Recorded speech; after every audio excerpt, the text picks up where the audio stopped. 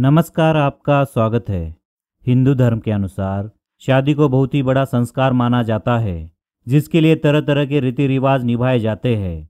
शादी में हर परंपरा का कुछ ना कुछ मतलब होता है। देवोत्सव एकादशी के दिन से ही शादी विवाह जैसे मांगलिक कार्य शुरू हो जाते हैं और जिनकी शादी होने वाली होती है उनकी शादी की रस्में शुरू हो जाती है। शादी होने वाली रस्में, रीति रिवाज बड़े ही जोश के साथ लोग निभाते हैं। लेकिन क्या आप जानते हैं, शादी में होने वाली हर रस्म के पीछे एक मान्यता होती है।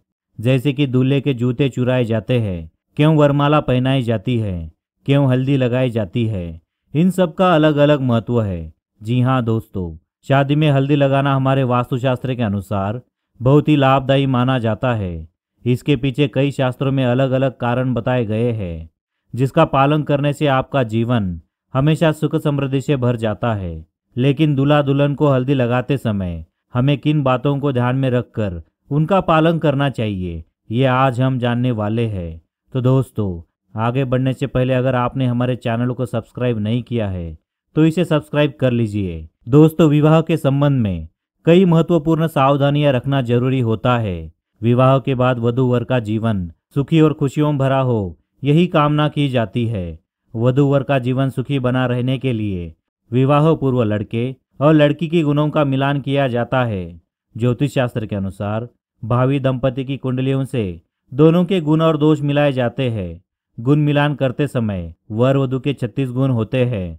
36 गुणों में से कम 18 गुणों का मिलान जरूरी होता है। यह गुण वर्ण, वश्य, तारा, योनि, ग्रह मैत्री, गण, भ्रकुट नाड़ी है। 36 गुणों में से नाड़ी के लिए सबसे अधिक 8 गुण निर्धारित है। नाड़ियां 3 होती है, आद्य, मध्य और अंत्य। इन नाड़ियों का संबंध मानव की शारीरिक धातुओं से होता है।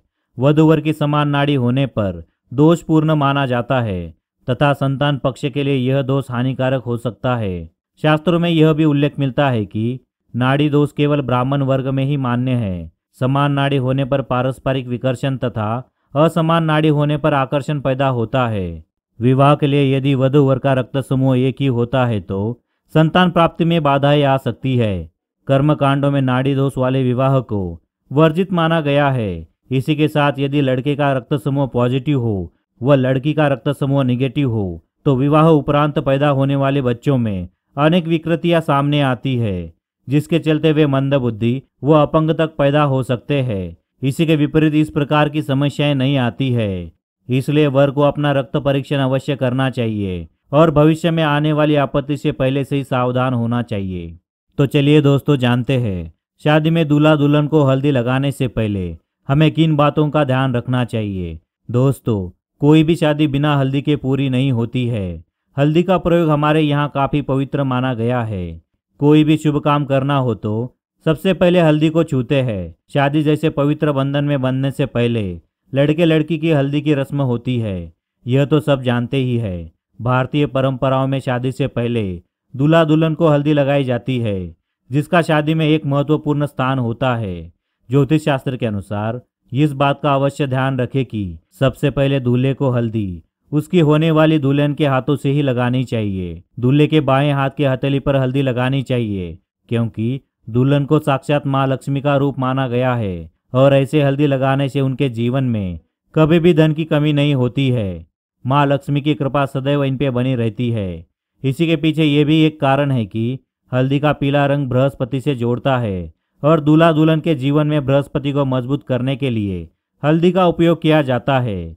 इसके पीछे वैज्ञानिक कारण ये है कि विवाह के समय बहुत से मेहमान घर में आते हैं, जिससे कि कई बार घर में नकारात्मक ऊर्जा फैल जाती है, जिसका सबसे ज्यादा दुष्प्रभाव दूल्हा दुल्हन पर पड़ता है। ऐसे में हल्दी इस नकारात्मक ऊर्जा को कम करने में मदद करती है। तो दोस्तों, उम्मीद करता हूँ आपको हमारी जानकारी पसंद आई होगी। अगर पसंद आई तो कमेंट में जय माँ लक्ष्मी अवश्य लिखें। साथ ही चैनल को सब्सक्राइब करना ना भूलें। धन्यवाद।